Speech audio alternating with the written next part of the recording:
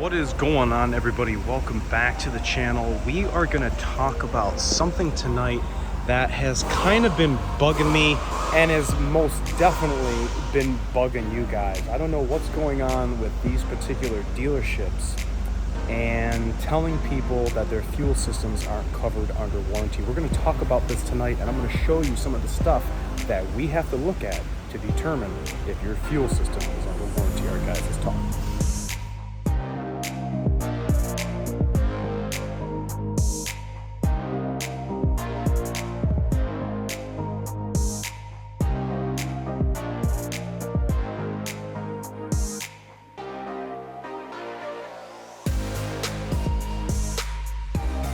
What is going on, everybody? Thanks so much for coming back to the channel and checking us out. Make sure to hit that like and subscribe. I have been nonstop getting emails from the folks out there in the community saying that they've taken their truck into the dealership and that their fuel system isn't covered under warranty. Now, I know right off the rip that this is a very touchy subject. These fuel systems are very, very expensive. A typical fuel system replacement on a 6.7, a typical pickup truck, you could be going $14,000 to $16,000, depending on the severity of it. If you turned the key on, if you drove, if you did DEF, gasoline, water, whatever. It could be crappy diesel fuel for all that matters. But I feel that when these trucks come into various dealerships across the nation, the technicians might be quick to just say, oh, it needs a fuel system, it's going to be $15,000, and not really do their due diligence in checking the components like they are supposed to. Ford has implemented a GSB. A GSB is a general service bulletin that they put out on a particular vehicle, such as a 6.7, and when we have a fuel system that is sophisticated as this, any information that they can help us diagnose this, when they get warranty parts back, they can differentiate between a non-warrantable failure and a warrantable failure. And in that GSB, they have taken a bunch of pictures that show the different stages of fuel system failures. Now, one of the biggest things when you have a fuel system failure is the truck is either not starting or it's stalled while you were driving and is unfortunately left you stranded on the side of the road. Now, the culprit that we're talking about that fails is the CP4 high pressure fuel pump. If you guys have been following the channel, you know that we have two remedies for this crappy pump design. One, you can get the S&S disaster prevention kit, which takes this valve out. Let's see if we can do this. And this particular truck had DEF in the fuel system, so you didn't get too much metal, just a whole bunch of contamination in the tank. And if you don't want to deal with the CP4, you can now put in the S&S DCR high pressure fuel pump and totally get rid of this design from Bosch. I don't know if you guys have seen the internals in this. I'm going to put in the description the video that I did where we took apart the pump, saw the cam and the rollers, and what actually happens inside here is those cups or barrels spin and the cam is supposed to be matching up with the roller. Well, when they go perpendicular and now you have something that's supposed to be rolling on the cam and is now grinding itself, that is where we get the metal from. Once that happens, it goes right out the lines into the injectors, gets into the return system, and goes back to the fuel tank. When you have contamination, part of the contamination kit is the 9-Baker 246. This is a base part number that Ford has for fuel system contamination. This was a 2022. This was a 2022, and I believe this guy drove it and then realized what he actually did. So not a good scenario for the fuel system in your 6.7 diesel. Now, one of the other things that can really wreak havoc on these trucks is having water in the fuel system.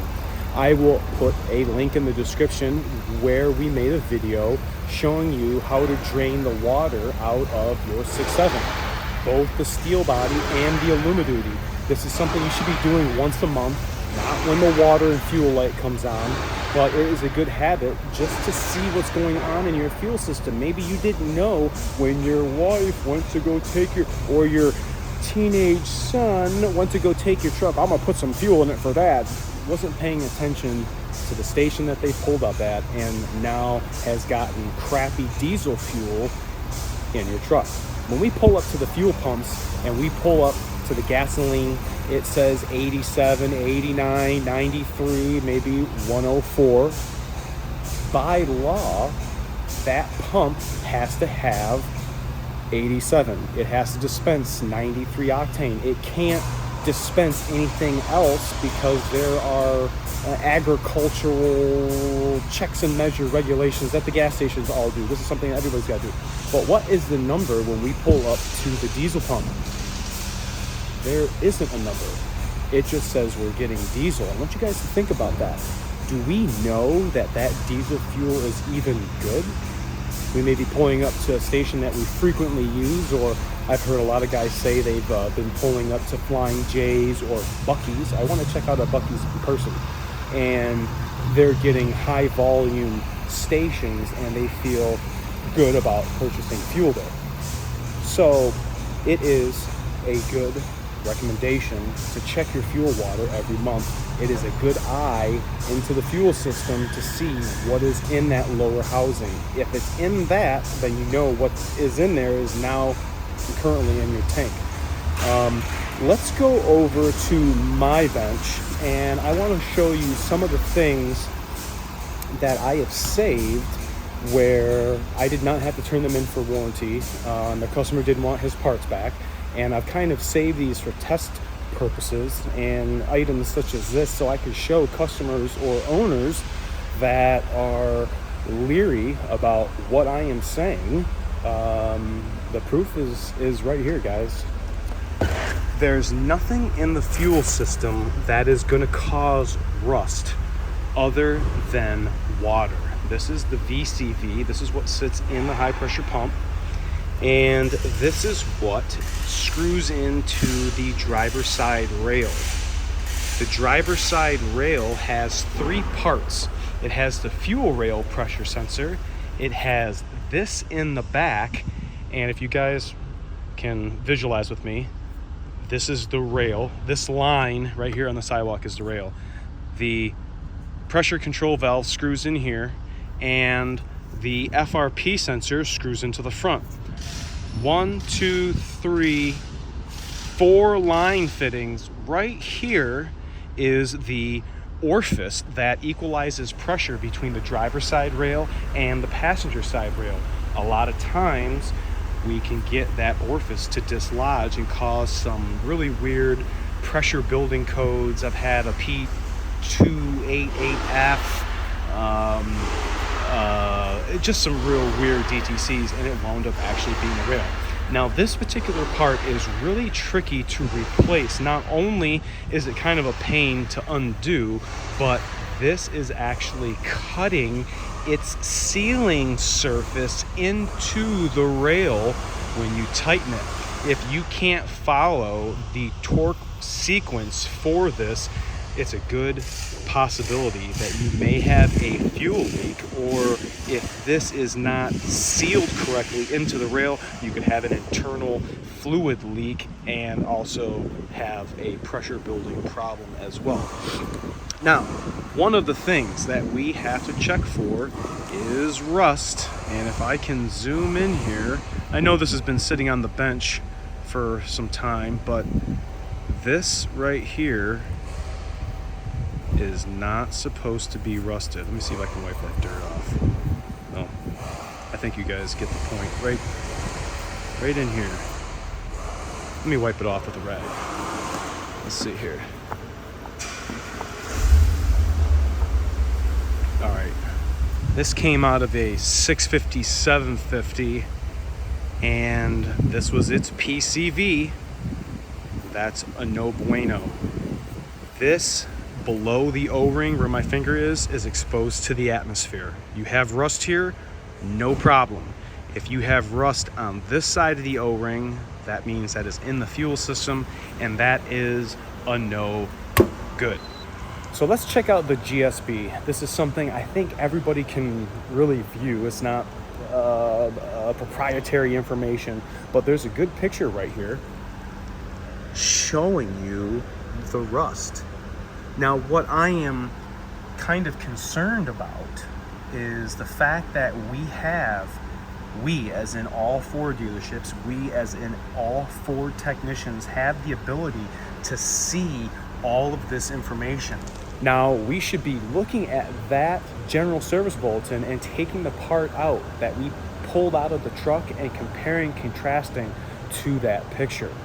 Now, I know mine isn't as bad as the one in the picture, but if there's any amount of rust on that valve or in any of the fuel system components, it is time for a fuel system. Now, some might beg to differ that, hey, you can just replace that and try. That's fine. You may be right, but you will come see me again and your truck will cause you another problem. The fact that I am being contacted by individuals out on the internet saying the dealerships that they're going to are not doing their due diligence, I recommend you to check out Bearded Fordtrucks channel. He is a gentleman that is in North Carolina area that is on our live streams, and he is going through this right now with one of his ambulances.